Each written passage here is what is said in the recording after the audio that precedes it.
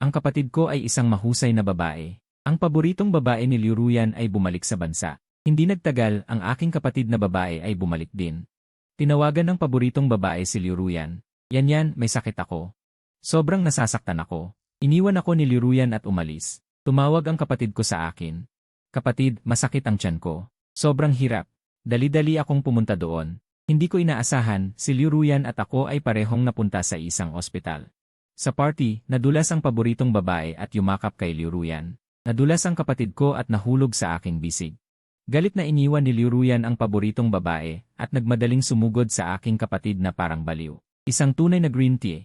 Matagal ko na itong tinitiis. Umatras ang kapatid ko na maputla ang mukha sa likuran ko. Kapatid, tingnan mo siya. Nakakatakot siya. Agad kong pinrotektahan ang kapatid ko sa likuran ko at sinigawan si Liu Ruyan. Huwag kang bastos. Birthday ko ngayon. Pagkatapos ng kalahating buwan na abala, sa wakas ay nagkaroon ng oras si Liu Ruyan na makipag-dinner sa akin. Nang yumuko muli si Liu Ruyan upang tingnan ang kanyang telepono. Hindi ko napigilang magtanong, Liuyan, sino ang kachat mo? Nakangiting sabi ni Liu Ruyan. Xiao Yu, kinagat ko ang aking labi. Liu Ruyan, nagde-date tayo ngunit nakikipag-chat ka kay Zhu Yu. Napansin ni Liu Ruyan ang aking ekspresyon, ibinaba ang kanyang telepono at sinabi, okay, hindi na ako mag-chat-chat. Huwag kang magalit. Pinilit kong baliwalain ang hindi magandang pakiramdam at pinalitan ang usapan. Sinimulan kong ikwento sa kanya ang mga nangyayari kamakailan. Nag-vibrate ang telepono ng 1 beses, 2 beses, 3 beses. Hindi napigilan ni Liu Ruyan, kinuha niya ang telepono, binasa ito at mumiti habang nagtatype ng sagot. Pagkatapos sumagot, tumingala siya at nagtanong, ano ang sinabi mo? Naglalaro lang ako ng telepono. Wala lang. Kumain na tayo. Yumuko si Liu Ruyan upang kumain habang hawak ang kanyang telepono at nagchat-chat. Wala akong gana kumain. Ibinalibag ko ang kutsilyo at tinidor at sinabi, busog na ako. Bakit hindi mo subukang samahan mo na lang ang batang iyon? Tumingala si Liu Ruyan at nagtanong, hindi mo iniisip na nag-uusap tayo ng kung ano? Araw-araw, pareho lang. Tingnan natin kung gaano tayo kalinis. Ibinigay niya sa akin ang kanyang telepono. Ipinakita ang mga chat. Yumuko ako at sumilip. Walang mali siya ang kanilang usapan. Pinag-uusapan nila ako. Paulit-ulit na nagtatanong si Zhu Yu tungkol sa ating date ngayon. Detalyadong sumagot si Liu Ruyan. Kasama na kung gaano ako kasaya, kung paano ako kumilos, at kung ano ang sinabi ko. Lahat ay detalyadong ikinwento. Si Zhu Yu ang nagbibigay ng komento. Hindi ako makapaniwala. Liu Ruyan, naglalive ka ba sa aming date kay Zhu Yu? Ang ekspresyon ni Liu Ruyan ay parang normal lang. Naiinis akong tumayo. Ito ay date nating dalawa. Bakit mo ikinukwento kay Zhu Yu? Natigilan si Liu Ruyan. Sumagot si Zhu Yu.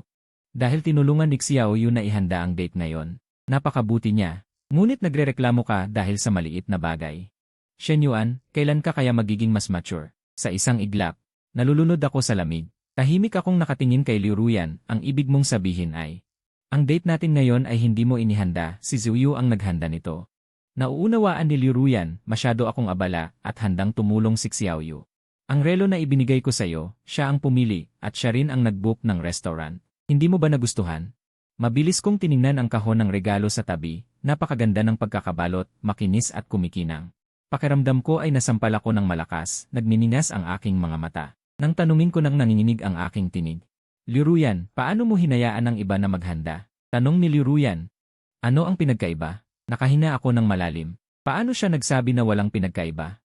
Sa puntong ito, tumunog ang hawak kong cellphone. Ipinapakita sa screen. Xiao Yu. Biglang kinuha ni Liu Ruyan ang cellphone. Xiao Yu. Ano ang nangyari? Napatitig ako sa aking walang lamang palad, yan. Parang nagkakasakit ako, napakasama ng pakiramdam ko. Sa tahimik na restaurant, ang boses ni Zhu Yu ay malinaw na maririnig. Si Liu Ruyan ay kinabahan, saan masama ang pakiramdam mo? Sabi ni Zhu Yu, hindi ko alam, nahihilo ako. Parang nilalagnat ako. Pagkatapos ng tawag, nag-aalangan akong hinarap ako ni Liu Ruyan. Iyuan, may sakit si Xiao Yu. Kakabalik lang niya kamakailan. Hindi niya pag-aanong kilala ang lugar na ito. Dadalhin ko siya sa ospital. Hinawakan ko siya. Ngayon ang aking kaarawan, nangako kang sasamahan mo akong kumain. Pinipilit ni Liu Ruyan. Mabait ka, hindi ba't sinabi mong busog ka na? Pinaghiwalay ni Liu Ruyan ang aking kamay. Nagmamadali siyang umalis. Nakatingin ako ng diretsyo sa kanyang likuran, parang may malaking butas sa aking puso. Yumuko ako at tumingin sa nakakalat na mesa, bumuntong hininga ako at tumayo para umalis. Hinabol ako ng waiter, Ginoo, sandali. Lumingon ako. Ano yon? Sabi ng waiter, Ginoo. Hindi ka pa nagbabayad. Sa isang iglap, hindi ko mailarawan ang aking naramdaman noon. Pagkatapos magbayad gamit ang card, tumakbo ako palabas ng restaurant na parang baliw, parang may pumasok sa puso ko. Niyugyug ako ng malamig na hangin, nanlalamig ako at nanginginig. Kalahating taon na ang nakalipas, ang aming relasyon.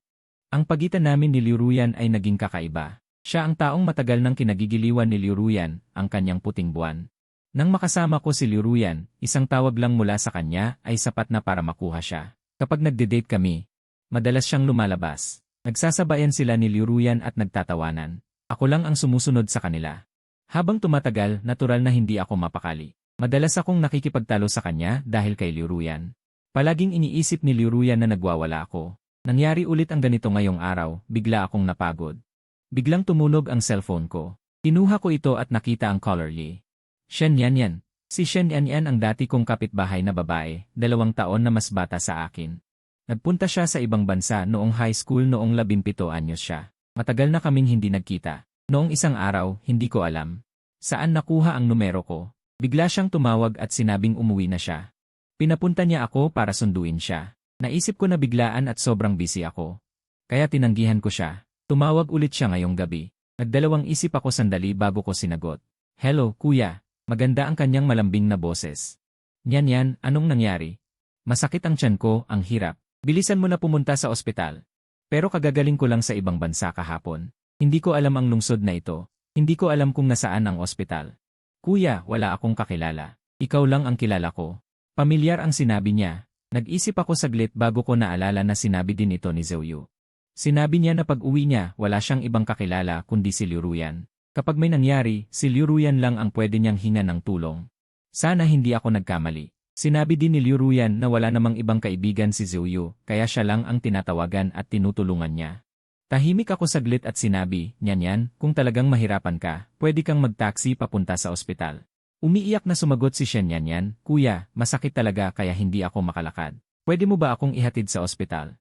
Kuya, ikaw lang ang kilala ko. Pumunta ako sa iyo kahapon, tatanggihan mo na naman ba ako ngayon? Halos mawasak siya sa kalungkutan. Naramdaman ko ang matinding pagkakasala at nagmadali akong sinabi, sandali lang. Pupunta na ako. Maagang namatay ang mga magulang ni Shen Yanyan. Dahil sa gusot sa ari-arian, naputol ang relasyon niya sa ibang mga kamag-anak. Wala rin siyang mga kaibigan. Siya lang talaga ang kakilala ko, hindi siya nagsisinungaling. Tinanggihan ko siyang salubungin kahapon, at ngayon naman ay tatanggihan ko siyang ihatid sa ospital. Masakit ang aking budhi. Hindi pwede. Hindi ko siya pwedeng pabayaan. Kailangan ko siyang iligtas. Pagdating ko sa hotel, nakabukas ang pinto ng kwarto. Pumasok ako at mahinang sinabi. Yan, may tunog mula sa kumot sa kama. Kuya, nandito ako. Sinundan ko ang tunog. Gumalaw ang kumot sa kama at isang pamilyar na napakagandang mukha. Ang lumabas mula doon, nahinto ang aking paghinga. Ang balat niya ay malabuan. May kulay rosas na buhok na parang puno, at ang kanyang mga mata ay maliwanag at malabughaw. Ang tulay ng kanyang ilong ay mataas. Ang kanyang mga labi ay pula at malaboble. Bata pa siya, maganda, at may bahid ng inosenteng sigla. Ang ganda niya noon, hindi ko akalain na mas lalo siyang gumanda paglipas ng ilang taon. Parang isang pinong baby sheep. Tawag ni Shen Yan sa kanya, medyo sipon ang boses. May kasamang tampo. Ang mukha niyang iyon, napakalakas ng dating. Sa pagtawag niyang iyon, agad na natunaw ang puso ko. Masakit pa ba? Agad akong lumapit at nagtanong. Sabi ni Shen Yan na parang kaawa-awa, masakit. Sabi ko, halika, pupunta tayo sa ospital. Nakayuko siyang tumango. Bago umalis, isinuot niya ang jacket niya sa akin. Kuya, bumaba ang temperatura kamakailan. Malamig sa labas. Huwag kang magkasakit. Uminit ang puso ko. Biglang tumaas ang paghanga ko. Hindi napansin ni Liuruyan ang pagiging malamig ko. Pero siya, inalagaan niya ako. Inalayan ko si Shen Yan papunta sa pinakamalapit na level 3 hospital.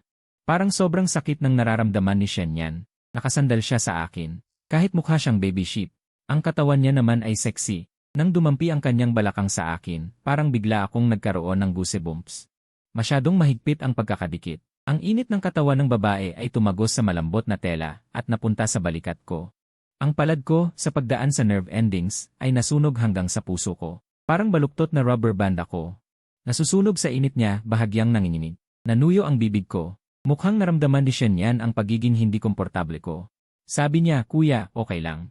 Hindi mo kailangang alalayan ako. Tumayo siya ng tuwid mag-isa. Ang mahinang katawan niya ay lumayo sa balikat ko. Agad akong nakaramdam ng ginhawa. Tahimik akong nagbuga ng hininga. Humangin. Suot ang manipis na damit, niyakap ni Shenyan ang sarili niya. Kuya, maglalakad ako mag-isa. Huhu, okay lang ako. Malakas siyang umubo. Ang maputing mukha niya ay bahagyang namumula. Ang malalaki niyang mata ay may bahid ng luha. Halos umiiyak na ang hitsura niya. Agad akong nakaramdam ng guilt. Isuot mo na. Tinanggal ko ang jacket ko at ibinigay sa kanya. Umiling si Shenyan. Hindi ako giniginaw. Isuot mo na lang. Habang tumatanggi, mabilis siyang nanginginig. Ang katawan niya ay napakaganda. Ang taas niya, mga 170 sentimetro. Sa likod, tila malakas at may hinaharap. Ngunit, ang mukha niya ay masyadong parang baby sheep. Ang kaawa-awang itsura ay nagpapalabo sa seksi ng kanyang katawan. Bigla kong naalala noong panahong iyon. Nakaupo siya sa hallway, mag-isang umiiyak. Mahina, kaawa-awa, malungkot, walang tulong. Ngayon, ang kanyang sitwasyon ay naitatag. Sa aking puso, sabi ko, isuot mo na. Masakit pa ang katawan mo, hindi ka na pwedeng magkasakit pa. Umiling siya. Mas maganda kung ako na lang ang magsusuot niyan. Hindi ako nilalamig. Naiirita na ako. Kung ganoon, sabay na lang tayong magsusuot. Tumingala sa akin si Shenyan na may halong gulat at saya at nagtanong. Kuya, pwede ba? Alam ko na. Pwede. Matapos mag-alinlangan saglit, mahinang sabi ni Shenyan. Salamat, kuya. Isinuot niya ang jacket, tumingala. Tapos binuksan niya ulit ito para makapasok ako. Naramdaman ko ang init mula sa jacket na may bahid ng pabango. Tanong ko lang, nagpapabango ka ba? Napatigil siya. Tapos nagtanong, bakit kuya? Hindi mo gusto? Pero kwento lang iyon noong estudyante pa kami. Naging bihira na pagkatapos magtrabaho. Nakakarating na kami sa ospital. Bandang 9:00 na ng gabi. Emergency na lang ang pwede naming pasyente. Pinapasok ko si Shenyan sa emergency room. Pagkapasok pa lang namin, nakita ko si Liu Ruyan na inaalalayan si Zuyu sa harap ng nurse station. Mukhang nag-uusap sila ng isang nurse. Napatigil ako. Bakit sila nandito? Gulat na sabi ni Shenyan. Kuya, ano ang problema? Bumalik ako sa katinuan. Wala lang. Kalmado kong inalalayan si Shenyan patungo sa nurse station. Nurse, gusto naming magpakonsulta. Nagtanong ang isang nurse, ano ang masakit? Masakit ang tiyan ko. Narinig ko ang gulat na boses ni Liu Ruyan sa tabi. Shenyuan, bakit ka nandito? Tumingala ako. Ang tingin ni Liu Ruyan ay naglalaro sa pagitan ko at ni Shenyan. Bigla niyang iniwan si Zuyu na maputla. Naglakad siya palapit at tinanong ng may pagbabanta, sino siya? Bakit kayo magkasama? Naitiman ang mukha niya, bihira siyang magpakita ng emosyon. Nagitla ako. Yumuko ako at napagtantong hawak ko pa rin si Shenyan. Medyo nakakahiya. Binuksan ko ang jacket at kalmadong sinabi. Siya ang kapatid ko, si Shenyan. Tinitigan ni Liu Ruyan si Shenyan ng malalim. Pagkatapos ay tumingin sa akin. Kapatid, kailan pa nagkaroon ng kapatid ang isang ito? Sabi ko, kapatid ng kapitbahay namin noon. Lumipat siya sa ibang bansa ilang taon na ang nakalilipas. Bumalik lang siya kamakailan. Umiti si Shenyan kay Liu Ruyan, magalang at mahina. Magandang araw po. Malamig ang tingin ni Liu Ruyan. Kapatid ng kapitbahay. Ibig sabihin, walang kaugnayan sa'yo. Bakit kayo magkasama sa ganitong gabi? Tumawa ako sa pagkadismaya. Siya'y kasama ni Zuyu sa ganitong gabi. Tapos siya pa ang magtatanong sa akin. Lumapit si Shenyan at bumulong, Kuya. Sino po itong ate? Ang sungit po. Agad na naging pangit ang mukha ni Liu Ruyan. Liu Ruyan, ano ka ba naman, nagdadrama ka na naman? Napatalon si Shenyan. Yumuko, hindi makapagsalita, kawawa at malungkot na mukha na nakakabagbag damdamin. Hindi ko na mapigilan ang galit ko, sabi ko ng galit, Liu Ruyan. Si Shenyan ay may sakit pa, bakit mo siya sinisigawan? Nanlaki ang mga mata ni Liu Ruyan. Itinuro ang sariling ilong, ako ba ang sinisigawan mo? Shenyan, tingnan mo nang mabuti, ako ang girlfriend mo. Pumasok kayong dalawa ng magkasama. Hindi na ba ako pwedeng magtanong? Agad na narinig ng nurse sa tabi ang usapan. Nanlaki ang mga mata ni Shenyan sa gulat. Ah, kayo ba ay magkasintahan? Hinawakan niya ang kamay ko. Mahinang sabi, Kuya, huwag kayong mag-away dahil sa akin. At kay Liu Ruyan, sabi niya, Ate, pwede mo akong sigawan. Pero huwag mo siyang sigawan. Nagkasakit ako, wala akong malapitan. Napilitan akong humingi ng tulong kay Kuya. Mabait si Kuya at dinala niya ako sa ospital. Wala naman kaming relasyon. Kung alam kong mag-aaway kayo dahil sa akin, hindi ko talaga hihingi ng tulong kay Kuya. Huwag niyo sanang masira ang relasyon niyo dahil sa akin. Tumayo ako. Narinig mo ba? Natigilan si Liu Ruyan. Nagbukas ng bibig, tila medyo naiinis ngunit hindi makakontra. Umupo si Zuyu sa upuan at tumingin sa paligid. Nakita niyang nag-aaway kami, kaya tumayo siya at lumapit, mahinang sabi. Kapatid na Yuan, huwag kang magalit. Nag-aalala lang siya niyan, kaya dinala niya ako sa ospital. Walang anuman sa pagitan namin, huwag niyong magkamali. Kung alam kong mag-aaway kayo dahil dito, Hindi ko talaga hihingi ng tulong kay Yan. Sa sandaling lumabas ang mga salitang iyon, nagbago ang ekspresyon ng lahat. Tiningnan ni Liu Ruyan si Zhou Yu na tila sinusuri sa unang pagkakataon. Hindi maintindihan ang kilos ng lalaking green tea na si Zhou Yu. Lumapit siya ulit sa akin, at sa tiya na tono, sabi niya, kapatid na Yuan, kasalanan ko na nagkasakit ako nang hindi sinasadya. Lahat ay kasalanan ko. Kung mayroon kang dapat sisihin, ako na lang. Huwag kang makipag-away kay Yan. Kung dati, baka nag-react na ako at nakipagtalo sa kanya, pero dahil nandyan si Shen Yan na sumusuporta sa akin. Sa kasalukuyan ay kalmado ako. Sabi ko ng malamig, hindi kami nag-aaway dahil sayo. Huwag kang mag-isip na ginagawa mo ito para sa akin. Hindi alam ni Zhou Yu kung paano sasagot, nabuguluhan. Umubo si Shen Yan sa tabi. Mahinahong sabi, Ate Yan, kasalanan ko po lahat. Kung hindi ako nagkasakit, hindi sana ako dadalhin ni Kuya sa ospital at hindi kayo magbabanggaan. Kung galit ka, pagalit mo na lang ako. Si Liu Ruyan ay napakasama ng loob sa sandaling iyon. Ito ay sa pagitan namin ni Shen Yuan. Anong klaseng tao ka? Ano ang karapatan mong magsalita dito? Huwag mong isipin na hindi ko naintindihan ang mga salita mong, tiya. Tila nalilito si Zhou Yu. Sumilip ako kay Zhou Yu at sinabi kay Liu Ruyan. Tama ka. Ito ay sa pagitan namin ni. Hindi mo karapatan na makialam. Di ba maliit na babae? Napatulala si Liu Ruyan. Dapat naalala niya na sinabi rin ni Zhou Yu ang katulad na bagay kanina. Nakakahilo. Nang maging awkward ang atmosphere, biglang hinawakan ni Zhou Yu ang kanyang ulo. Nanginginig ang kanyang katawan, parang matutumba na siya sa susunod na segundo. Nagtanong muli si Liu Ruyan. Sinadya niya itong saluhin. Ayos ka lang? Umiling si Zhou Yu. Inilagay sa kanyang balikat at sinabing, ayos lang. Salamat, Yan. Sumulyap siya sa akin ng lihim, hindi malinaw ang kahulugan. Nang makita ko ang kanilang malapit na tinginan, nabalot ako ng galit. Biglang hinawakan ni Shen Yan ang kanyang tiyan. Kuya, ang sakit. Kailan pa tayo makakakita ng doktor? Agad ko siyang inalalayan. Sinabi ko sa nurse, magpatuloy na tayo sa pagpaparehistro. Huwag na lang. Mas importante ang pagpapatingin sa doktor. Mag-uusap na lang tayo mamaya. Nang makita ni Liu Ruyan na hawak ko ang braso ni Shen Yan, lalong nag-alab ang galit sa kanyang mga mata. Hindi na siya nag-isip at sumugod para hilahin ako. Bigla siyang umalis. Si Zhou Yu Liang, na kanina pa nakasandal sa kanya, ay muntik ng matumba. Puno ng pagkagulat ang kanyang mukha.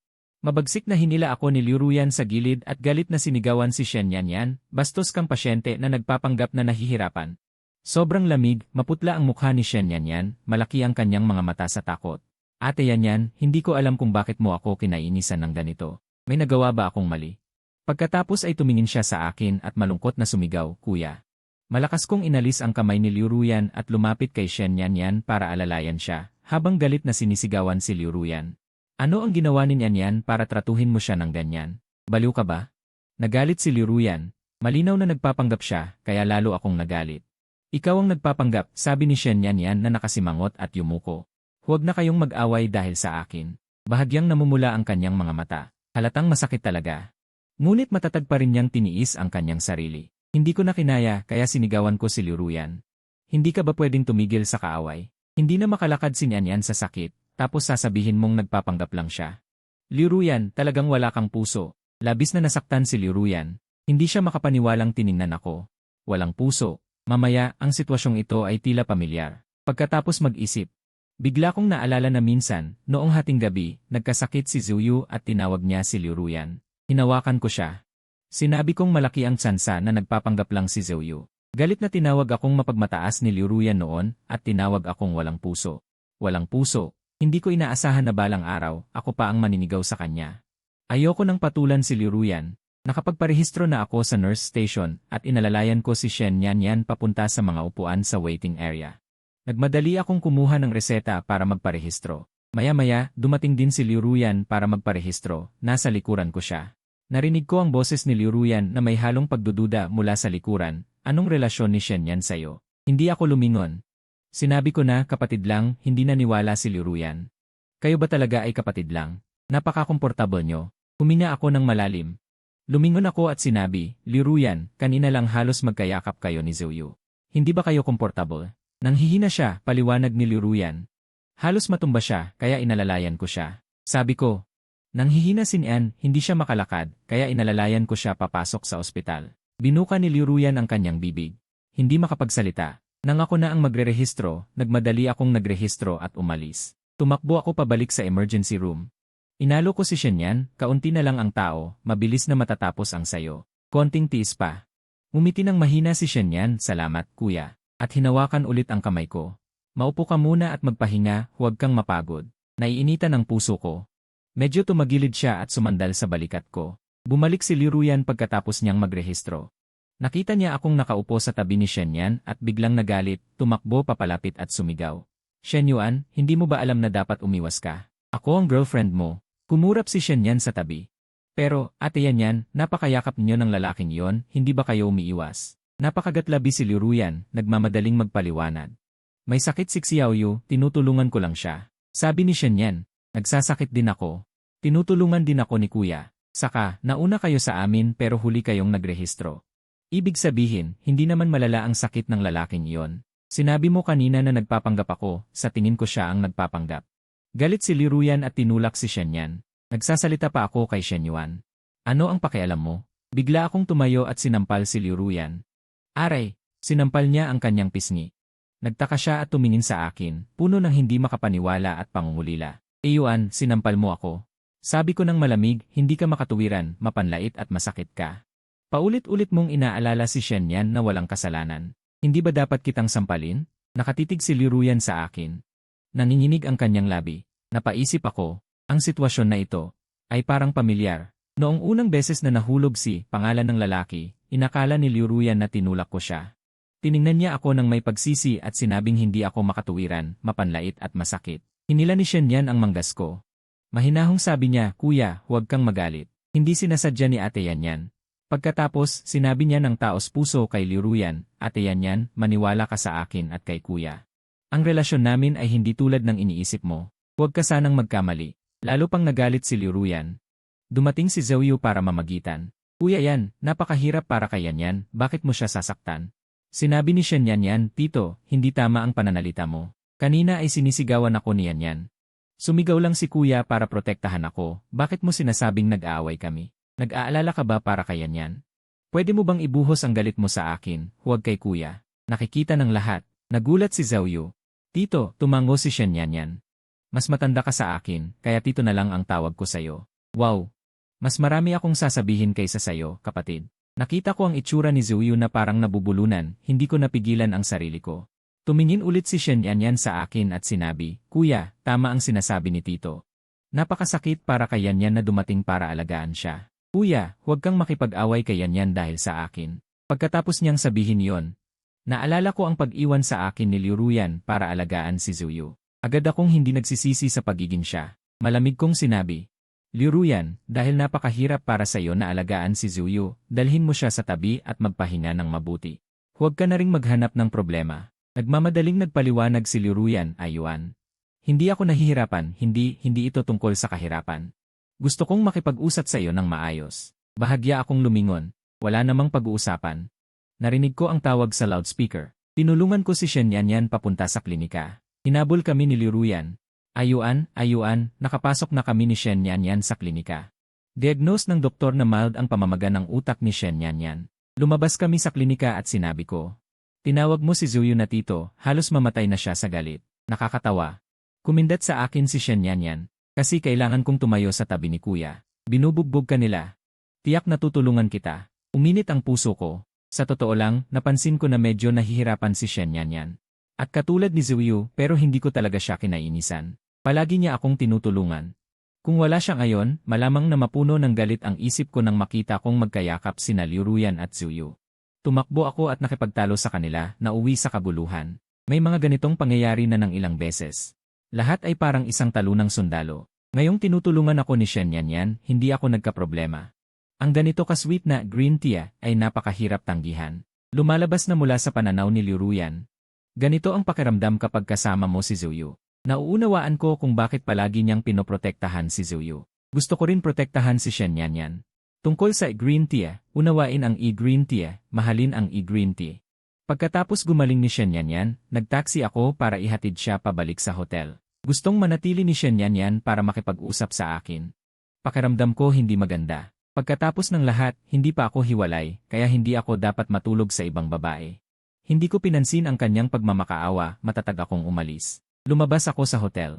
Tinawagan ko si Liruyan. Gusto ko talagang kausapin siya tungkol sa amin. Sumagot ang telepono. Narinig ko ang boses ni Zuyu. Yuan, pasensya na.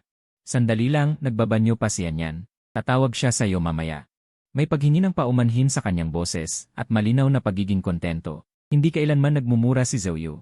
Hindi siya nananampal. Palagi siyang nagsasalita na parang nag-iisip pero ang bawat sinasabi niya.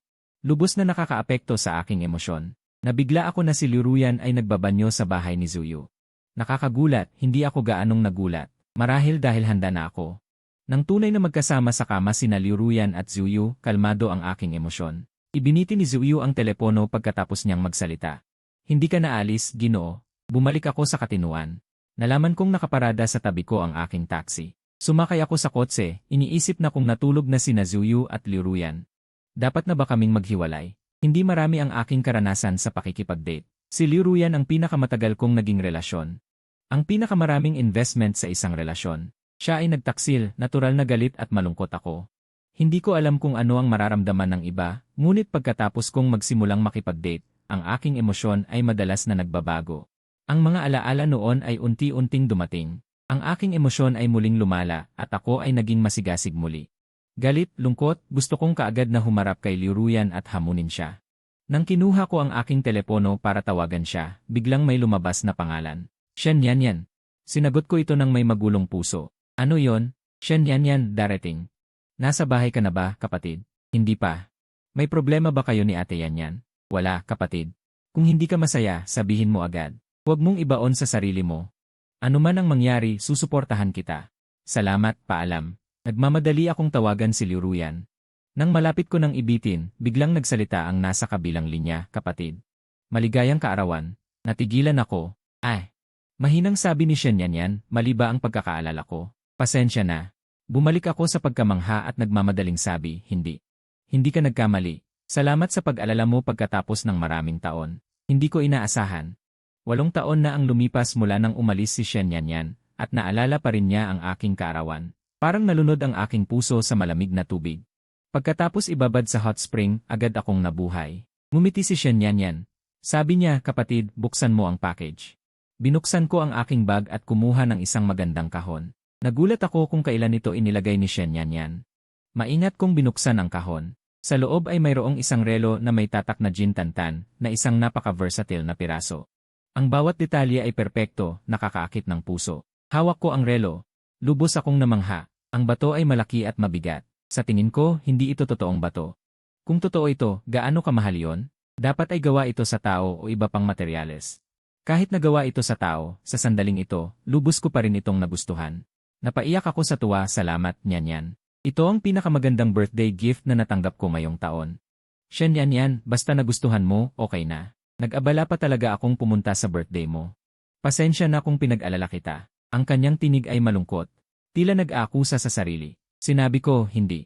Hindi mo kasalanan. Shen Yanyan, parang nasira ko ang relasyon mo at ni Ate Yanyan. Kasalanan ko lahat. Kuya, makikita pa ba kita ulit? Naging dahilan ako para mag-away kayo ngayong araw. Kung gayon, alis na ako. Hindi na kita guguluhin, pati na rin si Ate Yanyan. Huwag na, manatili ka na lang. Hindi mo kasalanan ang nangyari ngayong araw. Hindi ko gustong ipakita ang aking mga sugat, at hindi ko rin gustong pag-usapan ang personal na buhay sa mga hindi ko masyadong kilala. Ngunit naalala ni Shen Yanyan ang aking kaarawan. Binigyan niya ako ng regalo, at nag-aakusa pa sa sarili na gusto niyang umalis. Ang bait at kaawa-awa naman niyang kapatid.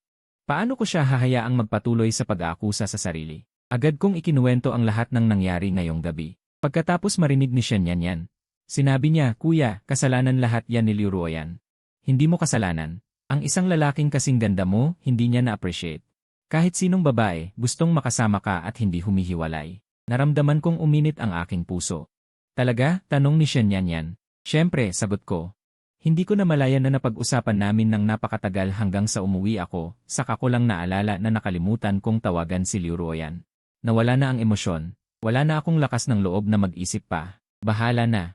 Pinatay ko na lang ang telepono ko, nagbihis at natulog. Nang magising ako kinabukasan at binuksan ang telepono. Nakita ko sa caller E na si Liuruyan ay tumawag ng mahigit 10 beses. Marami rin siyang message sa WeChat. Paulit-ulit niyang tinatanong kung bakit ko pinatay ang telepono, kung kasama ko ba si Shen Yanyan, at nagsorry din siya, sinasabing hindi niya dapat ako iniwan sa birthday ko. Sinabi niyang babawi siya sa akin. Nang makita ko ang mga apology message, nakaramdam ako ng kaunting kalungkutan. Sa relasyon namin ni Liuruyan, palagi akong nagbibigay. Ako ang palaging tumatawag at nagte-text. Ngayon, baliktad na. Hindi ko alam kung ano ang nararamdaman ko.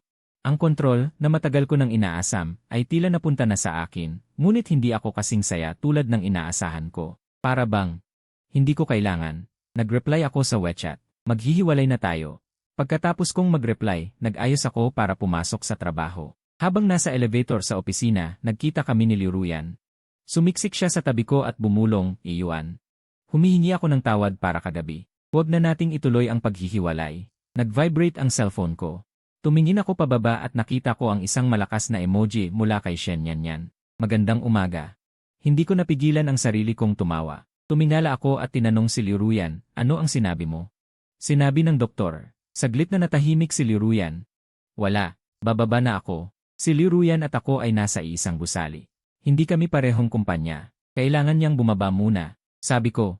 Pagkatapos, hindi ko na siya pinansin at patuloy na nag-uusap kay Shen Yanyan habang nakatingin sa cellphone. Pagkatapos ng trabaho sa gabi, paglabas ko ng opisina, nakita ko si Liuruyan na nakatayo sa labas. Nakakagulat. Talaga siyang naghihintay sa akin sa labas ng opisina pagkatapos ng trabaho. Si Liuruyan ay isang mataas na opisyal sa kumpanya. Isang bihasa sa profesional na mundo. Ako ang laging naghihintay sa kanya. Ngayon, siya naman ang naghihintay sa akin. Hindi ako natuwa. Marahil ay natuwa ako noon, ngunit wala na akong ganoong damdamin ngayon. Nang makita niya ako, sumigla si Liuruyan. Kumaway siya ng masaya. "Iyuan, halika. Nagpareserba ako ng masarap na restaurant. Pupunta tayo mamayang gabi." Umiwas ako sa kanya, malamig na lumiko patungo sa elevator. Wala akong panahon. Hinawakan ni Liuruyan ang kamay ko at nagmamadaling sinabi, "Iyuan, pag-usapan natin ito ng maayos. Kahit maghihiwalay tayo, dapat bigyan mo siya ng pagkakataong ipaliwanag." Bigla mo lang akong bigyan ng text message na nagsasabing maghihiwalay na tayo. Hindi ako sang-ayon. Hindi ko rin ito gusto.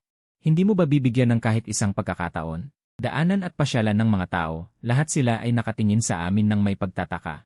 Mahigpit na hinawakan ni Liuruyan ang kamay ko at mahinang nagmakaawa. Bihira ko siyang makita na nasa ganoong estado. Ngayong maghihiwalay na kami, akala ko ay matutuwa siyang tanggapin ito at magiging masaya kay Zhouyu. Hindi ko inaasahan na magiging ganito siya kalambing. Medyo nagulat ako. Nag-isip ako saglit at tumango. "Sige na, pag-usapan natin." Nakahinga ng maluwag si Liuruyan. Sumakay siya sa kotse ko at nagmaneho kami papunta sa restaurant. Peak hours.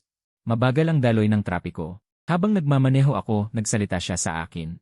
Pilit siyang naghahanap ng paksa. Naalala ko na dati, ako ang gumagawa ng ganito. Ngayon, baliktad na. Medyo komplikado ang pakiramdam ko. Dati, wala kaming katapusang pag-uusapan. Gusto kong pag-usapan ang lahat sa kanya. Interesado ako sa lahat ng sinasabi niya. Ngunit ngayon, wala na akong interes. Tapos na ang trabaho.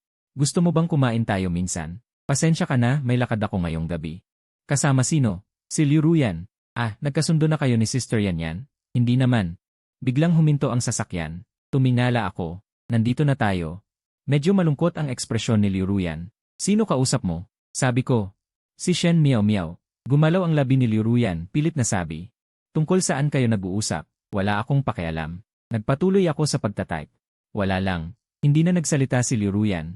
Tahimik kaming nagpunta sa restaurant. Maganda ang kapaligiran ng restaurant. Kung dati masaya ako, ngayon ay wala akong gana.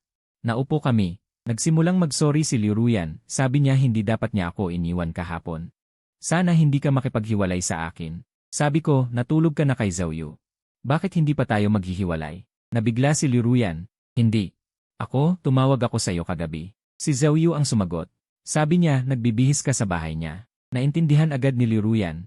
Kagabi, hinatid ko siya sa bahay. Binigyan niya ako ng isang basong tubig, aksidente kong natapon sa akin.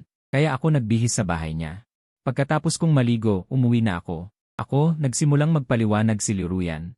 Ang nangyari sa kanila ni Zhouyu. Nanginginig ang cellphone ko. Kinuha ko ito at nakita ko.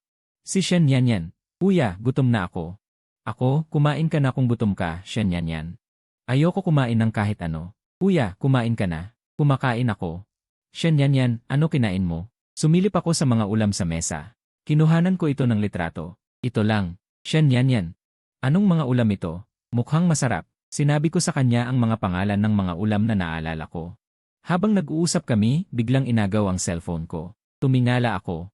Nakakainis ang ekspresyon ni Liu Ruyan. Kausap kita tapos kausap mo ang ibang babae. Umismid ako. Abutin ang kamay mo. Ibalik mo sa akin ang cellphone ko. Nakakaabala si Liu Ruyan. Sumama ang tingin ko, naawa siyang ibinalik sa akin. Kinuha ko ang cellphone. Pagkatapos kong ipadala ang huling salita, saka ko lang binigyan ng pansin si Liu Ruyan. Naaalala ko, nakikipag-date tayo kahapon. Masaya kang nakikipag-usap kay Zhou sa mesa. Magla-live broadcast ka ba ng date natin? Bumungis-ngis si Liu Ruyan. Mahinang sabi, sorry. Umiling ako. Hindi mo kailangang mag-sorry. Kung ayaw mo, pwede ka na ring makipag-usap kay Zhou ngayon. Hindi na ako magagalit pa. Ako ang bahala sa usapan ko, ikaw ang bahala sa'yo. Okay lang. Nag-iwas ng tingin si Liu Ruyan sandali, medyo namumula ang mga mata niya noong nasa Taiwan siya. Pasensya na, ngayon ko lang nalaman ang nararamdaman mo. Pasensya na. Nasaktan kita. Patuloy siyang kumakanta, nakakainis na ba sa pandinig mo?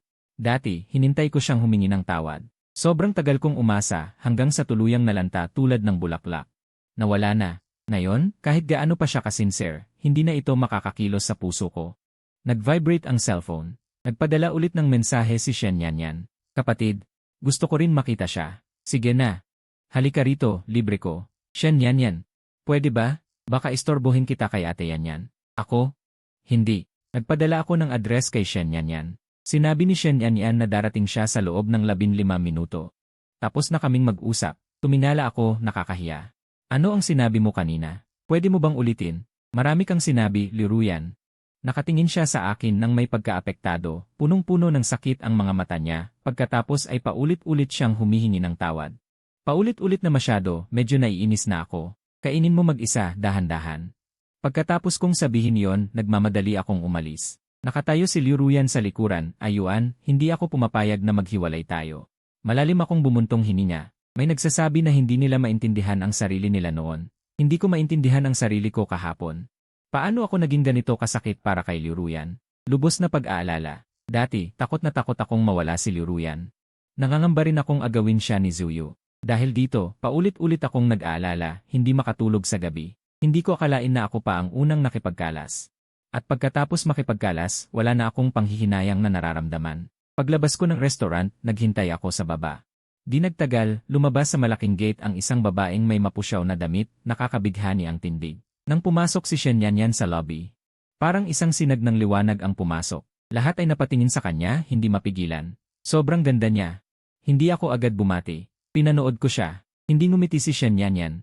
Walang ekspresyon, malamig ang tingin at mataas. Saka ko lang napagtanto na. Ang napakagandang mukhang iyon, malamig na parang diyosa na bumaba sa lupa. Nakakakilabot ang aura na bumabalot sa kanya. Pagpasok ni Shen Yanyan, luminga siya sa paligid at nakita ako agad. Bigla, kumurba ang mga mata niya at mumiti siya. Sa sandaling iyon, parang dumating ang tagsibol sa lupa, at ang mga bulaklak ay biglang namulaklak. Ang tangkad ng mga binti niya. Lumapit siya sa akin habang nakangiti at yumuko, kapatid, narito na ako. Tumayo ako mula sa sofa at mumiti, halika, dadalhin ka ni kuya sa masasarap na kainan. Nagtawanan kami habang paakyat. Pagdating namin sa pintuan ng restaurant, nakita namin si Liu Ruyan na palabas na, mukhang nawasak ang loob. Nang makita kami, bahagya siyang nanlaki ang mga mata, kayo.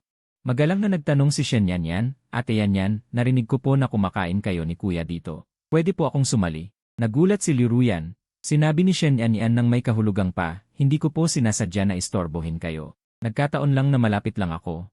Kung iniisip ni Ate Yanyan, aalis na ako. Hihilahin ko si Shen Yanyan. Huwag mo siyang pansinin. Lil break kita. Nagulat si Shen Yanyan kaya nakalimutan niya si Liu Ruyan. Paano naman yan? Naabala ko ang inyong pagkain. Paumanhin. Mas mabuti kung tatlo na lang tayo. Pagkasabi niya, hinila niya ako. Hinila niya si Liu Ruyan na nagpapanggap na si Hongdu Surgery, pumasok sa restaurant. Pagkatapos ay sabay-sabay kaming kumain. Sinubukan kong kausapin si Liu Ruyan sa pamamagitan ng aking mga mata. Sana umalis siya, pero hindi ko alam kung bakit, nanatili siya. Nag-isip ako, pagkain lang naman, walang problema. Kaya hinayaan ko siya. Naglagay si Shen Yanyan ng salmon para sa akin. Heto na. Kuya, ang paborito mong salmon. Nagulat ako. Tanda mo pala kung ano ang paborito kong kainin. Kumindat sa akin si Shen Yanyan. Siyempre. Magkababata tayo. Alam ko ang mga gusto mo. Naglagay pa siya ng iba pang ulam para sa akin. Masigasig ang kapatid ko kaya natural na hindi ako tatanggi. Habang kumakain, kausap ko siya. Matagal na kaming hiwalay at marami kaming naranasan, kaya natural na marami kaming pag-uusapan. Ilang beses nagtatangkang sumingit si Liu Ruyan. Ayuan, masarap ito. Ayuan, kailangan mo ba ng lemon juice? Ayuan? Sa mga pelikulang nakikita ko, sumagot ako ng magalang at nagpatuloy sa pakikipag-usap kay Shen Yanyan. Hindi siya makasingit, kumakain mag-isa ng malungkot. Madalas siyang nakadikit kay Liu Ruyan. Maraming beses ang date namin ay naging date ng tatlo. Sila ni Zuyu ay magkababata, kaya pwede silang mag-usap tungkol sa kanilang kabataan. Hindi na uubos ang kwentuhan, para bang walang katapusang mga salita. Hindi ako makasingit. Tanging tahimik na paghihintay lang ang nagagawa ko. Ngayon, baligtad na ang sitwasyon. Kung magkasintahan pa rin tayo. Kung mapapansin ko ang napabayaan kong kasintahan, tatapusin ko ang usapan kay Shen Yanyan at bibigyan ko ng pansin ang damdamin ni Liu Ruyan. Ngunit hiwalay na kami. Bakit ko siya bibigyan ng pansin? Noong una, hindi rin niya binigyan ng pansin ang damdamin ko. Pagkatapos kumain at lumabas, hindi na nakatiis si Liu Ruyan at hinabol ako at hinawakan sa kamay. Ayuan, sinadya mo bang hanapin ang babaeng ito para galitin ako? Ang boses niya ay galit na galit. Ang tingin niya kay Shen Yanyan ay puno ng pagkamuhi. Natigilan ako at tinanggal ko ang kamay niya. Liu Ruyan, huwag kang mag-assume. Naging pula na ang mga mata ni Liu Ruyan. Turo niya kay Shen Yanyan na malungkot. Simula nang lumitaw siya, hindi mo na ako pinapansin at naging malamig ka sa akin. Ako, si Zumi. Simula nang lumitaw si Zuyu, hindi ka ba rin naging malamig sa akin? Sabi ni Liu Ruyan, haha. Tama ka, para lang sa paghihiganti, sinadya mong hanapin ang isang tao para galitin ako. Habang nagsasalita, nagiging masaya pa siya. Tumingin siya kay Shen Yanyan. Binigyan ka ba ni Shen Yuan ng pera para magpanggap na malapit kayo? Magkano ang pera mo? Magbibigay ako ng doble. Umalis ka na. Tumingin sa kanya si Shen Yanyan na may pagtataka, pagkatapos ay sa akin, hindi alam kung ano ang gagawin. Kuya, sabi ko nang nakaharang ako sa kanya, tinig ko'y matatag habang nakaharap kay Liu Ruyan. Liu Ruyan, hindi ko gagawin ang sinasabi mo at hindi ko papansinin ang mga sinasabi mo. Liu Ruyan, nagmamadali ka na, Ayuan. Kung nagmamalasakit ka kay Zhou Yui, hindi na ako makikipag-ugnayan sa kanya mula ngayon, sabi ko ng malamig. Ngunit wala namang nagmamalasakit. Pagkatapos sabihin yon, hinila ko si Shen Yanyan palabas, bumaba. Kuya, aalis na tayo ng ganito, tanong ni Shen Yanyan. Hindi ba magagalit si Ate Yanyan? Umisi ako. Ano naman ang pakialam ko kung hindi siya masaya? Sana ay makakain lang ako kasama ka. Hindi ko akalain na magiging ganito kalaki ang gulo, sabi ni Shen Yanyan, bumuntong hininga. Kuya, pwede pa ba akong kumain kasama ka sa hinaharap? Tanong niya, nakatingin sa akin. Naman, sabi ko. Yan ang pinakamaganda, masayang sabi ni Shen Yanyan. Talagang, sa totoo lang, malinis ang relasyon natin, pero palaging naghihinala si Ate Yanyan. Hay kuya, may gusto akong sabihin, pero hindi ko alam kung pwede. Sige na, sabihin mo na, sabi ko. Nag-atubili si Shen Yanyan. Sa tingin ko, medyo sobra si Ate Yanyan sa'yo. Hindi maganda ang trato niya, masama at mataray. Hindi ba siya magiging marahas sa hinaharap? Napatigil ako. Nagpatuloy si Shen Yanyan. Hindi malinaw ang relasyon niya sa kung sino pa, walang pakialam sa nararamdaman mo. Ang ganitong tao ay hindi magandang partner. Siyempre, baka masyado akong madaldal. Kung hindi ka masaya, kuya, hindi na ako magsasalita. Ganito ba lahat ng mga green tea na babae? Nagsasabotahe kapag may pagkakataon. Gusto rin ni Zuyu ang ganito. Sa pagkukunwaring para kay Liu Ruyan, pinipilit niya ako. Tanga lang si Liu Ruyan at hindi niya ito napansin, sabi ko. Huwag kang mag-alala, alam ko ang ginagawa ko. Sumulyap si Shen Yanyan sa mukha ko. Sa mga susunod na araw, araw-araw na hinahatid ako ni Liu Ruyan mula sa trabaho, at araw-araw din akong inaaya ni Shen Yanyan. Ang mga proyekto ko na napupuno ng kawalan ng pag-asa, halos masira ang ulo ko. Lahat ng inaalok ay tinatanggihan. Unti-unting humihina si Liu Ruyan. Madalas din siyang tumatayo sa labas ng bahay ko. Nakita ko siyang nakatayo sa ibaba at napabuntong hininga, hindi ko pa rin siya pinapansin. Hindi ko inakala na magiging ganoon ako kawalang puso. Pagkatapos ng break-up, wala na talaga akong naramdamang pagmamahal. Sayang ang mga inaasahan ko noon. Kapag nag-break up kami ni Liu Ruyan, iiyak ako hanggang sa mamatay ako. Hindi ko pala magagawa ang ganitong bagay. Si Shen Yanyan ay napakabait. Alam niyang abala ako kaya hindi na siya madalas mang-abala at nagpapadala na lang ng mensahe sa WeChat. Kuya, mag-reply ka lang kapag may oras ka. Hindi ako nagmamadali. Napakasarap sa pakiramdam. Kumpara kay Liu Ruyan na walang tigil sa pag-text, mas mabait si Shen Yanyan. Bagaman medyo green tea, isa itong mahusay na green tea. Natuklasan ko. Hindi ko kinasusuklaman ang e-green tea, mapanlin lang na babae, kinasusuklaman ko lang ang mga green tea na naninira sa akin. Kung si Zuyu ay isang babae, at tumutulong pa sa akin na linlangin ng iba, marahil ay hindi ko rin siya kakayahan.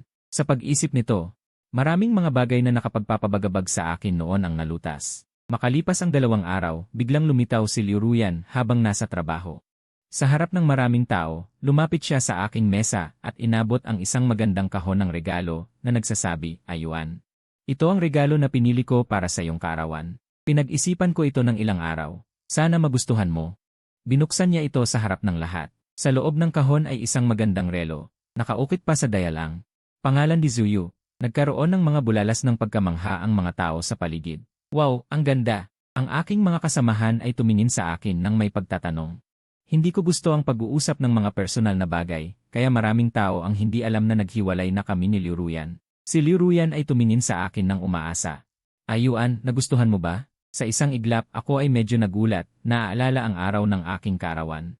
Ang regalo na ibinigay sa akin ni Liuruyan noong araw na iyon ay isa ring relo, ngunit ito ay pinili ni Zuyu. Tinanong ko si Liuruyan, "Ano ang pagkakaiba?" Ngayon ay bumili siya ng isang kwintas bilang kapalit na regalo. Bumalik ako sa katinuan. Sa gitna ng pagkainis ng mga tao, magalang kong sinabi, "Liuruyan, matagal nang lumipas ang aking kaarawan. Huli na para bigyan mo ako ng regalo ngayon."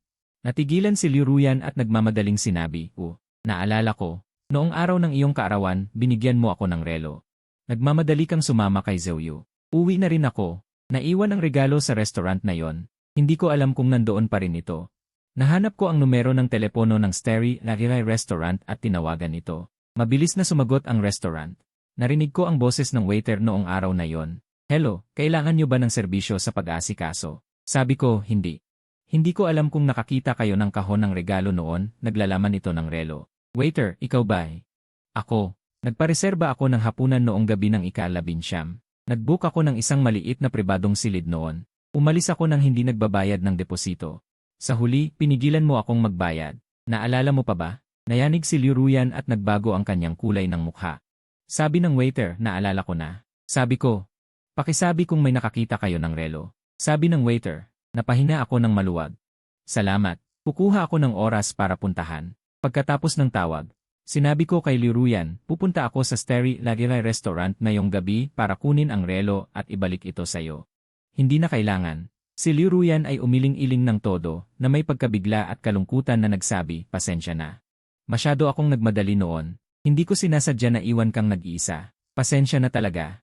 Umiti ako, "Okay lang. Naiintindihan ko siya.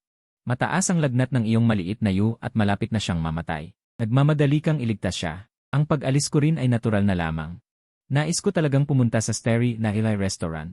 Mabuti na rin na magbayad para sa isang birthday party. At gagastos ng ilang libong dolyar para makita ng malinaw. Ang iyong posisyon sa aking puso ay sulit para sa akin." Tungkol sa relo na ito, itinuro ko ang regalo sa kamay niya, "Tapos na ang iyong kaarawan. Ang pagbigay nito sa akin ngayon ay walang kahulugan. Naghiwalay na tayo. Sa susunod, ikaw pa rin ang bibili ng regalo para kay Zuyu." Namumula na ang mga mata ni Liuruyan. "Iyuan, pasensya na talaga." Puno ng pagsisisi at kalungkutan ang kanyang tingin. Patuloy na humihingi ng tawad. Umiling ako, "Hindi mo kailangang mag-alala.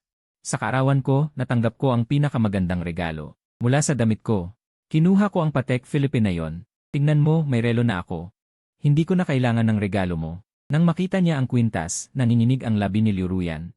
"Talagang nabigla ka. Umalis ka na. Huwag mong abalahin ang pagtatrabaho ng iba." Bumalik ako sa upuan ko at nagpatuloy sa pagtatrabaho. Nagkatinginan ang mga tao sa paligid. Hindi na makatagal pa si Liuruyan. Tinago niya ang regalo at umalis. Pagkatapos niyang umalis, tinanong ako ng kasamahan ko, "Iyuan, naghiwalay na ba kayo?" Sabi ko. Itinuro ng kasamahan ko ang leg ko at nagtanong, "Wow. Sino ang nagbigay sa'yo ng relo?" "Ito ang pinakabagong Patek Philippe na Starry Lagiray." Napaitulong ako. "Ano?" Nagulat ang kasamahan ko. "Hindi mo alam?" Binuksan niya ang website. "Tingnan mo." Sumilip ako sa larawan. Eksakto tulad ng suot ko. Tiningnan ko ulit ang presyo. Napasinghap ako. Hindi na. 521,000 pagkatapos ng trabaho. Nagmadali akong pumunta sa pinakamalapit na Patek Philippe store. Sinabi sa akin ng sales assistant na ito ay totoo. Hinawakan ko ang relo. Komplikado ang pakiramdam ko. Nag-message ulit si Shen Yanyan. "Kuya." Ngayon, bumalik ako sa dating lumang bahay natin. Tingnan mo, ito ang puno sa bakuran. Ang larawan ay isang mataas na magnolia. Naalala ko ang matagal na alaala. Unang beses kong nakita si Shen Yanyan noong unang taon ako sa high school. Ayon sa sinabi ng mga magulang ko, nalugi ang pamilya ni Shen Yanyan at napilitan silang lumipat sa malaking bahay. Pumunta sila sa Xiaoxu para umupa ng bahay. Sa araw na yon, maaraw at namumulaklak ang mga magnolia. Mabilis akong bumaba habang ninunguya ang tinapay. Habang dumadaan sa bakuran, agad kong nakita ang magandang babae na nakatayo sa ilalim ng magnolia tree, parang isang detalyadong manika. Malamig ang ekspresyon niya, ang mga mata niya ay parang walang buhay na sapphire, napakalambing. Tumingin lang ako at lumingon para umalis. Iyon ang unang pagkikita namin ni Shen Yanyan. Lumipat siya sa tabi namin. Sa mahabang panahon, paminsan-minsan lang kaming nagkikita at walang interaksyon hanggang sa isang beses na umuwi ako.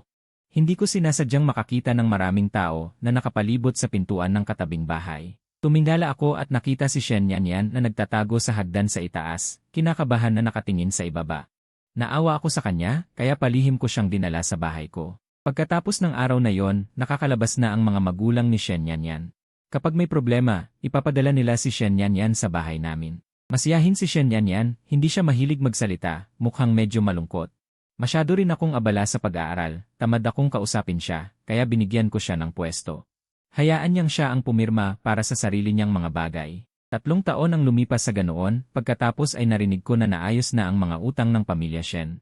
Nakuha rin nila pabalik ang kumpanya. Maaaring lilipat na sila pabalik sa kanilang marangyang tahanan, at sa wakas ay mumiti na si Shen Yanyan. Naging malapit siya sa akin, sumusunod sa akin at tinatawag akong kuya. Pagkatapos nyon, biglang namatay ang mga magulang ni Shen sa isang aksidente sa sasakyan. Nagkagulo ang isang grupo ng mga kamag-anak para agawin ang mga ari-arian na nagdulot ng malaking kaguluhan. Nakaupo si Shen Yanyan sa pasilyo, umiiyak. Napakakaawa sa kanya. Dinala ko siya pabalik. Noon, naghahanda ako para sa college entrance exam at wala akong oras para kay Shen Yanyan. Hayaan ko siyang gawin kung ano ang gusto niya.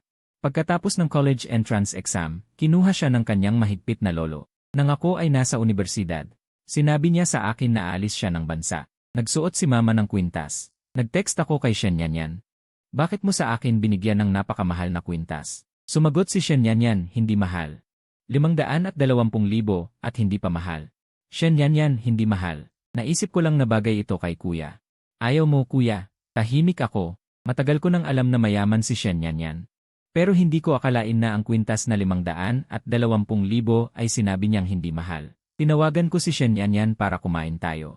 Masayang sumang-ayon si Shen Yanyan. Pagkatapos kumain, ibinalik ko sa kanya ang kwintas.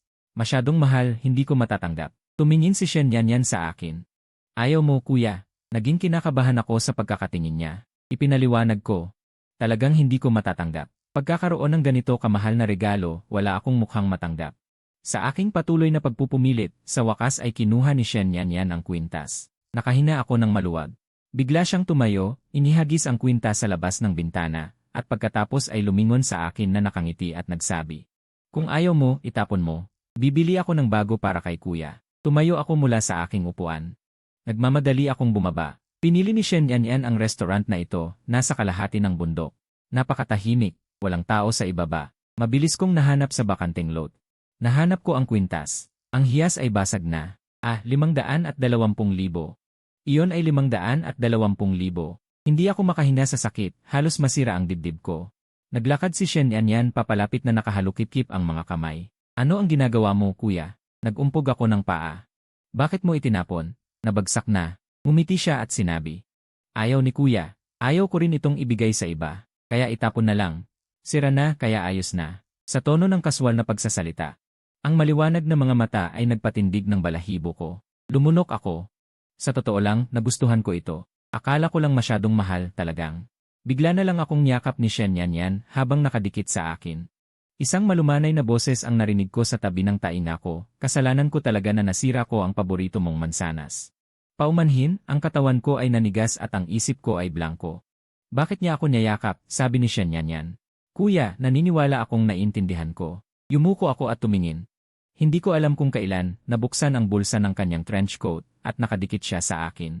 Naramdaman ko ang init ng kanyang katawan, at hinawakan ko ang kanyang baywang upang tulungan siyang ayusin.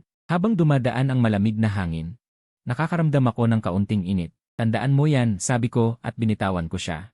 Nang makatayo ako ng tuwid, narinig ko siyang tumawa at sabi, umakyat na tayo. Hindi ko maintindihan pero hindi ko siya kayang labanan. Umakyat ako sa itaas at umupo muli sa hapagkainan. Nakangiti si Shen Yanyan habang naglalagay ng pagkain para sa akin. Muli akong nakakapagsalita ng malaya sa kanya. Pagkatapos kumain, umuwi na ako. Parang wala ako sa sarili ko habang naghuhugas at natutulog. Sa aking panaginip, nahawakan ko muli ang baywang ni Shen Yanyan at tinulungan siyang ayusin ang kanyang bulsa. Sa panaginip, hindi ko lang inayos ang bulsa, kundi binuksan ko rin ito, hinubad ang kanyang damit at bigla akong nagising. Maliwanag na ang araw. Saglit akong nakatitig at dahan-dahan kong tinakpan ang aking mukha. Tapos na. Nagkaroon ako ng ganitong damdamin para kay Shen Yanyan. Nakaramdam ako ng pagnanasa habang bumabangon ako upang maghilamos. Sa pagtingin ko sa salamin, nakita ko ang isang mukha na puno ng pagnanasa. Agad kong kinuha ang aking cellphone at hinanap ang ginagawa. Pagkatapos ng isang pagbigkas, sa wakas ay kumalma ako. Tanghali na. Sa aking tanghalian, nagmadali akong pumunta sa restaurant ng Xingkong para kunin ang nawala kong relo. Pagkatapos ay pumunta ako sa kumpanya ni Liu Ruyan. Ibinalik ko ang mga gamit sa kanya. Hinabol ako ni Liu Ruyan. Iwan. Hindi ko siya pinansin at pumasok sa elevator. Hinabol ako ni Liu Ruyan sa itaas. Iwan, nalinawan ko na kay Zuyu. Wala na tayong gagawin. May kinalaman ka sa akin. Huwag mo na akong guguluhin sa hinaharap.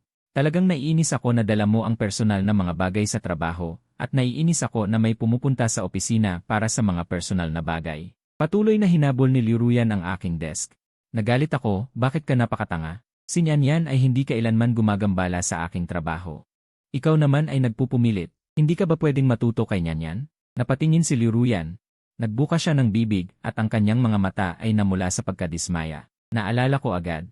Nasinigawan din niya ako na hindi ako marunong at inihambing niya ako kay Zuyu. Sa pag-isip nito, wala na akong naramdamang pagsisisi. Yumuko ako at nakita ko ang isang pamilyar na kahon sa aking mesa.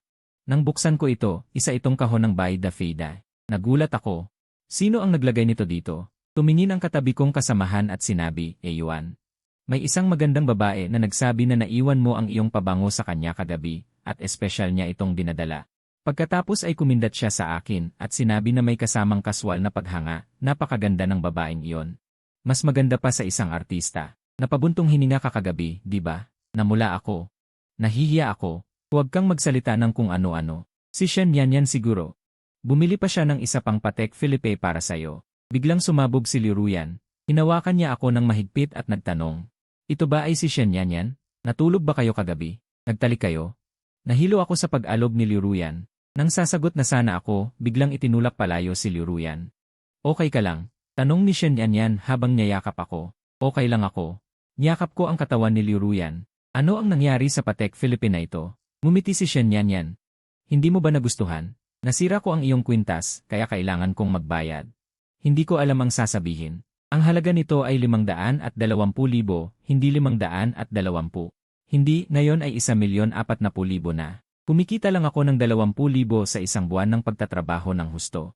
Gusto ko itong ibalik sa kanya, ngunit natatakot ako na bigla siyang maging baliw tulad kagabi at ihagis ang kwintas. Kaya nag-atubili akong kumilos. Si Liu Ruyan ay tumayo at humarap ng mabigat kay Shen Yanyan. Shen Yanyan, ikaw nakabit. Nangahas kang agawin ang aking kasintahan. Kumukurap si Shen Yanyan. Ate yan, huwag kang magkamali. Kahit nakasama ko si kuya kagabi. Ginawa namin ang dapat at hindi dapat gawin, malinis kami. Nangilabot muli si Liu Ruyan. Gusto niyang sumugod muli. Masakit ang ulo ko. Sumigaw ako. Sapat na. Lumabas ka. Lahat kayo, lumabas. Pinatapon ko ang dalawang babae. Pagkatapos nilang umalis, nagkusang lumapit ang mga kasamahan. Nagbigay sila sa akin ng thumbs up. Ayuan, napakagaling mong umarte. Parehong magagandang babae. Maiyakap sa kaliwa at kanan parang Diyos. Dalawang magagandang babae ang nag-aaway. Ito ang unang beses na nakita ko. Nakakatuwa. Magandang si Liu Ruyan, pero mas maganda pa yung isa. Bata, hindi ba ikaw ay naghahangad ng babae dahil sa ganda? Pagkatapos magsawa kay Liu Ruyan, pinili mo ang mas bata at mas maganda. Mas lalo silang nagiging bastos. Namumula ako. Huwag kayong magsalita ng kung ano-ano. Si Shen Yanyan ay kapatid ko. Nagsasabi ng totoo, nakikipagtalik ka na sa kanya, at sasabihin mo pa na kapatid mo siya. Pakiusap kapatid. Hindi ko sila pinansin. Pagkabawi ko, mabilis kong isinilid ang kahon ng regalo sa bag. Nalilito ang isip ko. Pagkatapos ay niblock ko si Liu Ruyan at hindi na pinansin si Shen Yanyan. Lubos akong nakatuon sa pagtatapos ng trabaho. Biyernes, ang Zongyun Group ay nagdaos ng isang charity gala. Ang aming boss ay inanyayahang dumalo at nagplano na magsama ng ilang tao. Dahil sa mahusay na pagganap ko sa proyekto kamakailan. Ako rin ay pinarangalan na makasama. Ang ilaw sa pagtitipon ay kumikinang. Nakatuon akong kumakain sa paligid ng mesa. Habang kumakain, tinapik ako ng kasamahan ko. Tignan mo, ang iyong mga kasintahan. Tumingala ako at nakita ko si Shen Yanyan sa gitna ng karamihan. Nakasuot siya ng body-hugging dress. Sa pamamagitan ng mga pino niyang kilos, ipinakita niya ang kanyang maputi at makinis na kutis. Ang kanyang damit na may palda. Talagang kapansin-pansin. Nakita niya ako at palakad-lakad siya papalapit sa akin nang may nakangiting tinig. Nakita ko rin sina Liu Ruyan at Zuyu sa tabi niya, parehong nakasuot ng mga formal na damit, tahimik na naglalaban. Malamig ang mukha ni Liu Ruyan, habang si Zuyu ay patuloy na nagsasalita, mukhang nagmamakaawa.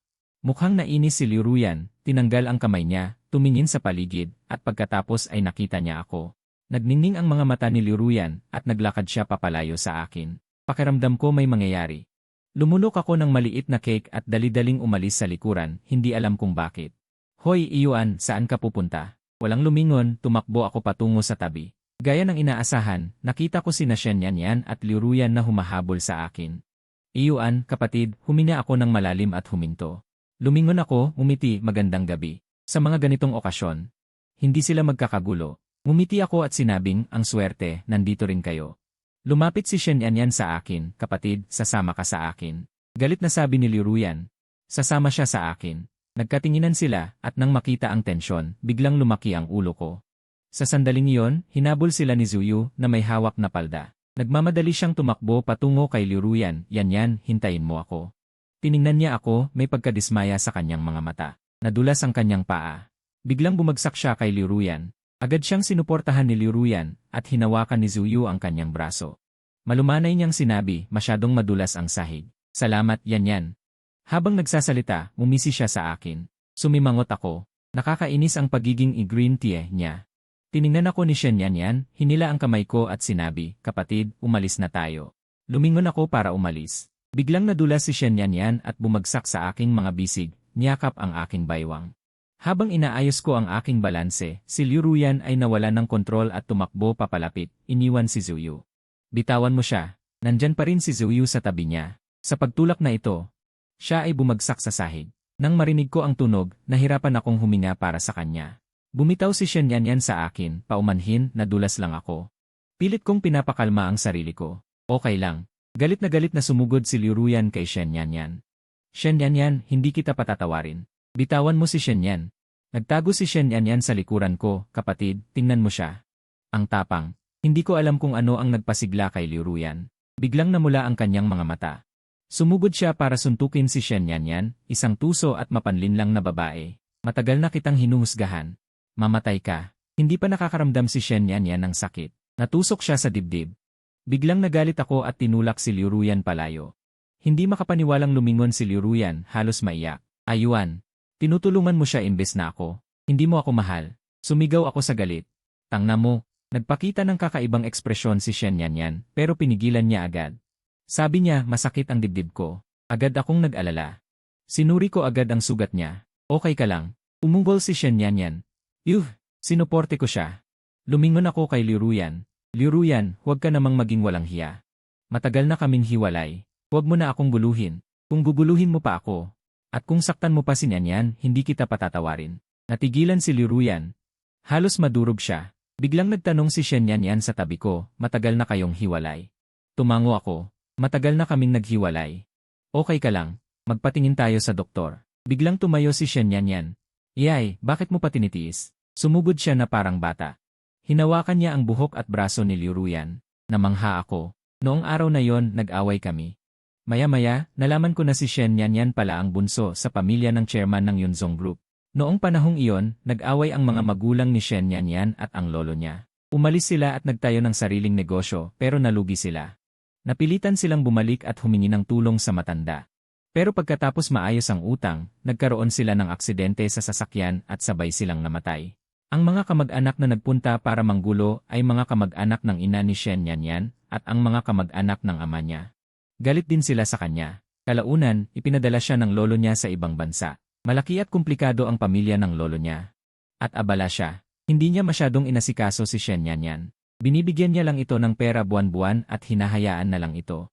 Naging mahirap ang buhay ni Shen Yanyan sa mga nakaraang taon. Pagkatapos ng away, pinapunta ako ni Shen Yanyan sa ospital. Habang nasa kotse, hinawakan niya ang kamay ko at sinabi, "Kuya, hiwalay ka na. Pwede ba tayong maging tayo?" Naguguluhan ako at hindi sumagot. Biglang sinabi ni Shen Yanyan ng malamig. Hinto, huminto ang driver. Tumalon palabas si Shen Yanyan. Lumuluha, kuya, ayaw niya sa akin. Mas mabuti pang mamatay na lang ako. Masakit ang ulo ko. Hinabol ko siya. Huwag kang ganyan. Magpunta na tayo sa ospital. Tumanggi si Shen Yanyan. Ayokong pumunta. Pumunta ka na sa ospital. Huwag ka nang magulo. Hindi ka pupunta. Tumingin siya sa akin, namumula ang mga mata at sinabi, kapatid. Kung hindi tayo magkasama, walang saysay ang mabuhay. Nagulat ako at natigilan. Hindi ko alam kung ano ang gagawin. Malamig ang hangin sa gabi. Matagal-tagal. Bumalik siya sa akin, yumuko, huminga at malumanay na sinabi. Alam kong ayaw mo sa akin, kapatid. Okay lang. Pupunta ako sa ospital ng maayos. Hindi kita pahihirapan. Inabot niya ang kamay niya para haplusin ang mukha ko. Hinawakan ko ang kamay niya. Paano kita magagawang sisihin? Ngumiti si Shen Yan sa akin ng matapang. Medyo pilay siyang naglakad pabalik sa kotse. Alam kong nasa puso mo pa rin si Ate Yanyan. Kasalanan ko. Hindi na ako gagawa nito. Itatago ko ang nanay mo sa puso ko. Kasalanan ko. Hindi dapat ako biglang nagtapat. Umiling ako ng may pagkadismaya. Ang amoy ng berdeng tsaa ay halos bumubulwak na. Alam kong nagkukunwari ang batang berdeng tsaa na ito, pero nahuhulog pa rin ako. Sa sandaling ito, medyo naintindihan ko si Liu Ruyan. Mukhang mahirap talagang labanan ang berdeng tsaa. Wala akong puso. Naghiwalay na kami ni Liu Ruyan. Wala na kaming koneksyon. Mula ngayon, magkasama tayo. Huwag mo na siyang banggitin. Magkasama tayo. Biglang lumiwanag ang mga mata niya. Sa pagkakataong ito, hinawakan niya ang kamay ko. Talaga? Handa ka nang makasama ko? Tumango ako. Lanan, alam mong isa siyang berdeng tsaa. Sinadya niyang akitin ang awa ko, pero malugod akong nahulog. Ano pa ang magagawa ko? Maaari lang tayong maging magkasama. Sabi ko, subukan muna natin.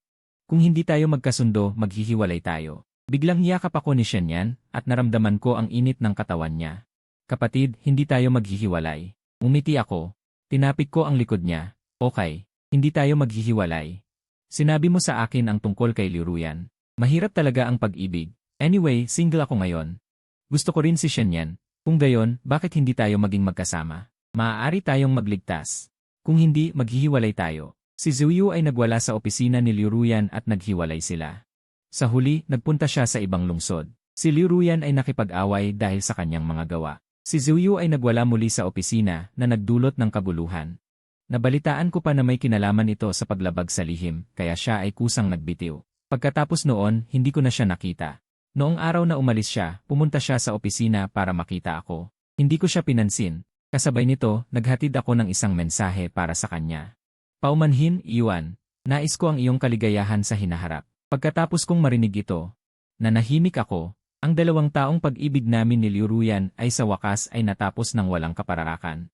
Nasaktan ako, nalungkot, nahirapan. Sa huli, nakalabas ako, nakarecover at nakakilala ng bagong kasintahan. Maayos ako ngayon. Hindi ko na iniisip si Liu Ruyan. Akala ko pagkatapos makasama si Shen Yanyan. Mabilis kaming maghihiwalay. Hindi ko inaasahan na pagkalipas ng 1 taon, hindi pa rin kami naghihiwalay. Akala ko hindi sapat ang aking kondisyon para mapangasawa ang isang mayaman at may pipigil. Sino ang mag-aakala na walang tututol? Ang matanda ay walang hiling kay Shen Yanyan, pabor siya sa lahat. Ang iba pang mga kamag-anak ay may iba't ibang pananaw tungkol kay Shen Yanyan. Pagkuha ng asawa na walang bodyguard, kaya't sila ay sumasang-ayon sa aming relasyon ni Shen Yanyan. Na-imagine ko na may maghuhulog ng 10 milyong dolyar. Sa harapan ko, sinasabing hindi ako karapat-dapat kay Shen Yanyan, at sinasabing umalis na ako. Ngunit ang ganoong kabutihan ay hindi nangyari. Habang kasama ko siya, hindi man lang nagkaroon ng anumang pagtatalo. Sa mga nobela, karaniwang may isang masamang lalaki na magnanakaw ng babae. Ang isang babaeng kasing ganda ni Shen Yanyan ay dapat maraming mga lalaki, ngunit sa loob ng 1 taon, hindi ito nangyari. Naging napakakalmado at maayos. Medyo nagulat ako nang malaman ko kalaunan. Basta may lalaking nagpakita ng kahit kaunting interes, agad na tinatanggihan ni Shen Yanyan, sinasabing mahal niya ang kanyang asawa. Hindi niya binibigyan ng pagkakataon ang sinuman. Siya ay tulad ng isang itlog na walang puwang, kahit nagaano karaming bagyo ang dumating, hindi siya papasok. Nang malaman ko ang mga bagay na ito, naging komplikado ang aking damdamin. Naalala ko ang mga detalye ng aking pakikipag-ugnayan kay Liu Ruyan. Kung si Liu Ruyan mula pa sa simula ay matatag na tumanggi kay Zuyu, tulad ni Shen Yanyan, malinaw at diretsyo, hindi binibigyan ng pagkakataon, hindi na kailangan para kay Zuyu na maging isang kabit. Kung gumagamit siya ng iba't ibang paraan para pilitin ako, Tiyak na si Liu Ruyan ay nagbigay sa kanya ng pag-asa, kaya't paulit-ulit siyang nakialam sa relasyong ito. Pagkatapos makipagrelasyon kay Shen Yanyan, nagkaroon ako ng paghahambing, at naunawaan ko na ang pagkakamali mula pa sa simula ay kay Liu Ruyan. Ito pala ang pakikipagrelasyon sa isang mabuting babae. Ay hindi kailangang mag-alala, at hindi kailangang maging malungkot at nagdurusa araw-araw. Bago mo maramdaman ang mga negatibong emosyong ito, ang isang mabuting babae ay nalutas na ang mga problemang iyon at pinatahimik ang kabilang partido ng tuluyan. Hindi mo kailangang mag-alala. Sa loob ng 1 taon, sa wakas ay naunawaan ko kung ano ang normal na pag-ibig. Naramdaman ko ang kaligayahan, kalayaan, pagtanggap at ginhawa. Pagkatapos ng 1 taon, naglabas si Shen Yanyan ng isang singsing at nag-aalangan na nagtanong kung maaari ko siyang pakasalan. Pagkatapos ng aking pagkabigla, naging sabik at nag-aalangan ako. Si Shen Yanyan ay magaling sa lahat ng aspeto. Nasiyahan ako sa oras na kasama ko siya. Ang hindi maganda ay siya ay masyadong possessive. Minsan ang isang taong mapagmataas ay madaling pumunta sa sukdulan. Halimbawa, nang ibalik ko ang kwintas niya noon, nalungkot siya. Ang kwintas na nagkakahalaga ng 500 at 20,000 yuan, itinapon ko lang ito. Nang bigo siyang umamin sa akin. Kahit nasasaktan, hindi siya umalis. Siya ay napaka-inosente. Sa totoo lang, medyo natatakot ako sa ganito. Inilahad ni Shen Yanyan ang kanyang kamay, ang kanyang mga mata ay malinaw tulad ng maliit na mga bulaklak. Kuya, gusto mo ba akong pakasalan? Ayokong magpakasal. Nagsimula siyang magtampo. Kuya, gusto kong makasama ka habang buhay. Papakasalan mo ba ako? Papakasalan mo ba ako? Ang ganda niya. At ginamit niya ulit sa akin ang e-green tea face. Ang kaawa-awang anyo ay nakakaantig at hindi matatanggihan. Araw-araw, kinakain ko ito. Dahil sa wakas ay marahan akong tumango at isinuot ang singsing sa kanyang ring finger. Wala akong panama sa mga green tea, lalo na kay Shen Yanyan. Lalo na kay Shen Yanyan,